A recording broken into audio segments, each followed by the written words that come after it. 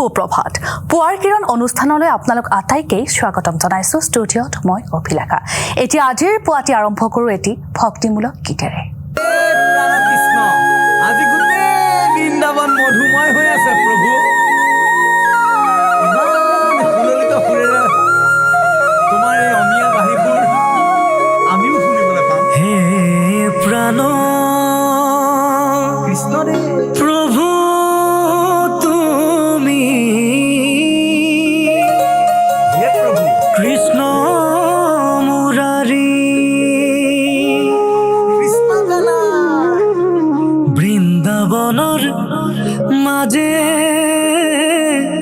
ধেনু চাৰি সঁচাকে ভাল লাগিছে দেই কৃষ্ণ কানাই কদমতে উঠি দেখিছো দেখিছো অ কি সুৰে বজালা বাহি হে প্ৰাণ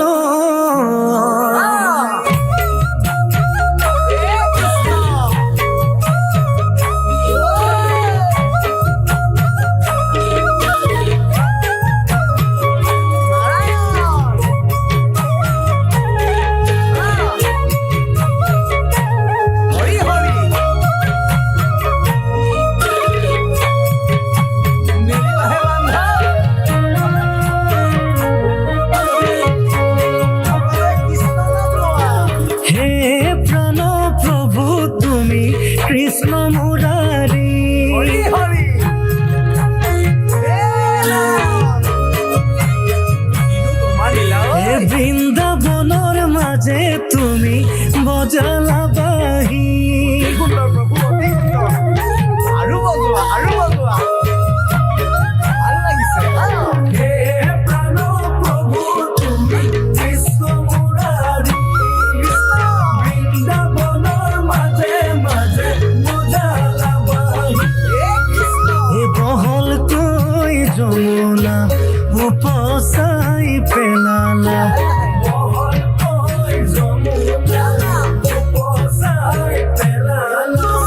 পদুমেও মেলিলে পাহি হে কি সুৰে বজালা বাহি হে প্ৰাণ সুৰে বজালা বাহি ধৰাহে বান্ধৱ হে কৃষ্ণ কৃষ্ণ গানা লালি লালি ধৰাহে বান্ধৱ নাম ধৰা হে ৰাম চোৱা হে ৰাধিকা আবেলি বেলিকা দেখিছো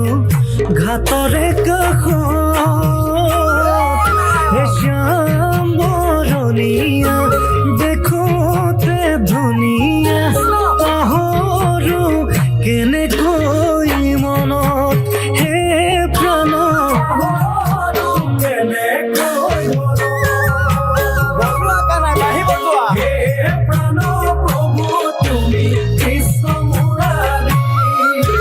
বৃন্দাবনৰ মাজে মাজে বজালা বাহি হে হৰি বহলকৈ যমুনা উপচাই পেলালা হে বহলকৈ যমুনা উপচাই পেলালা পদুমেও মেলিলে পাহি হে কি সুৰে বজালা বাহি হে প্ৰাণ সুৰে বজালা বাহি হে কানাই বজোৱা বাঁহী বজোৱা সৰুৱা গোপিনীসকলে নাচিব সৰুৱা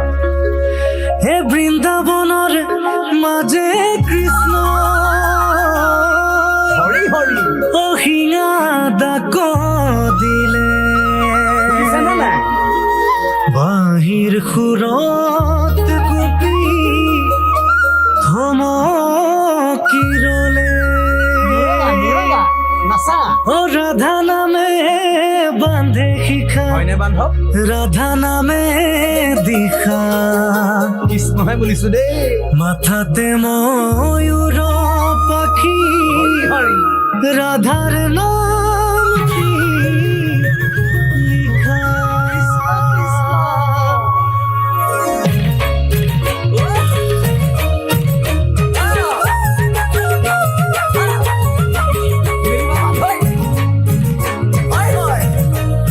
নাচি যোৱা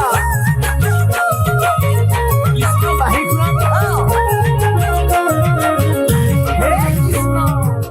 গীতটি নিশ্চয়কৈ শুনি উপভোগ কৰিলে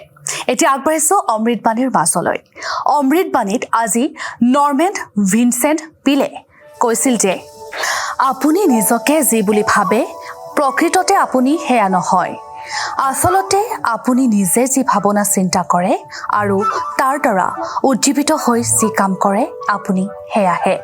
এই উক্তিটোৱে আপোনাকো নিশ্চিতভাৱে বাৰুকৈ প্ৰভাৱান্বিত কৰিব এতিয়া আগবাঢ়িছোঁ অন্য এটি শিতানৰ মাজলৈ এয়া হৈছে যোগাসন কৰাৰ বাবে আমাৰ শৰীৰ মন দুয়োটাই সুস্থ সবল হৈ থাকে প্ৰতিদিনে আমি শৰীৰ চৰ্চা কৰাটোৱে বাৰুকৈ প্ৰয়োজন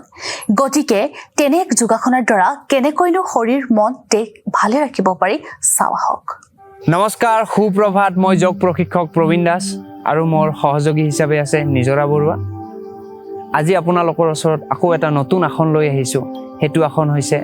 জানুচিৰা আসন জানুচিৰা আসনটো কেনেকুৱাকৈ কৰিব তাৰ পৰা কি কি লাভ হ'ব তাৰ বিষয়ে জনাম আপোনালোকক আহকচোন চাই লওঁ এবাৰ এতিয়া আমি কৰিম জানুচিৰা আসন কৰিবলৈ হ'লে প্ৰথমতে বজ্ৰাসনৰ স্থিতিৰ পৰা এতিয়া আমি দণ্ডাসন স্থিতিলৈ আহিব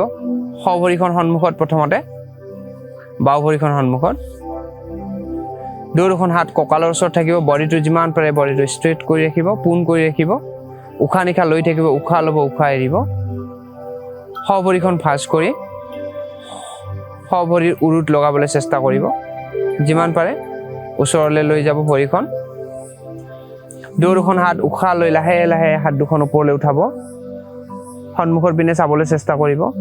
উশাহ এৰি এৰি লাহে লাহে সন্মুখৰ পিনে হাউলি আহিব যিমান পাৰে নিজৰ অনুযায়ী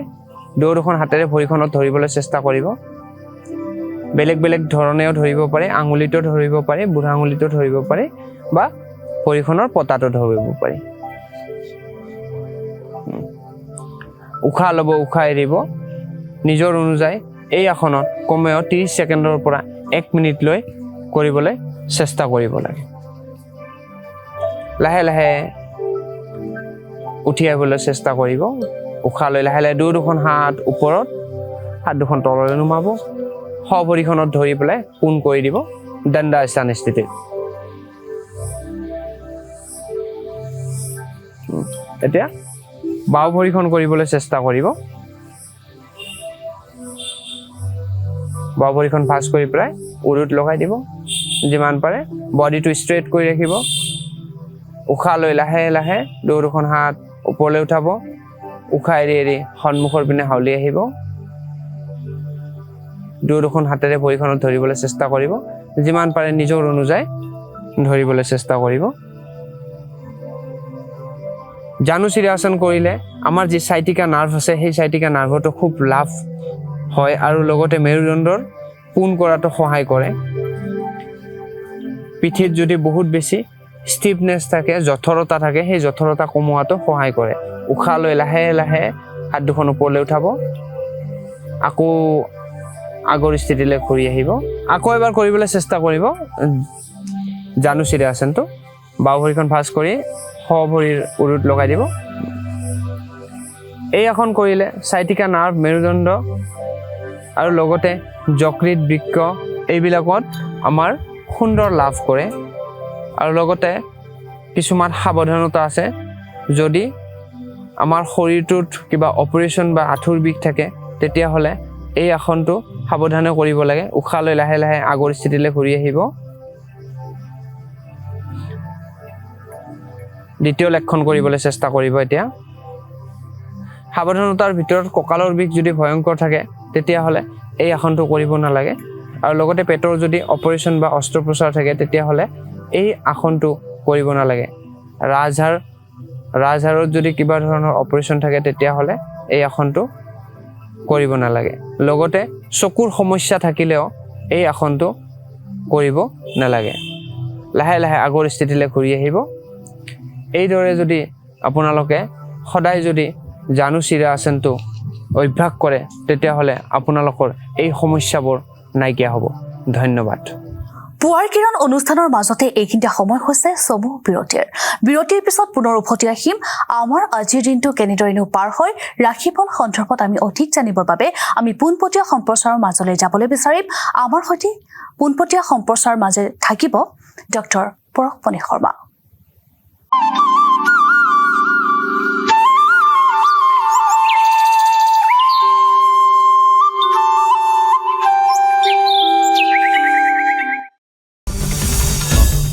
আসাম টক্স আপোচবিহীন অসম কণ্ঠ।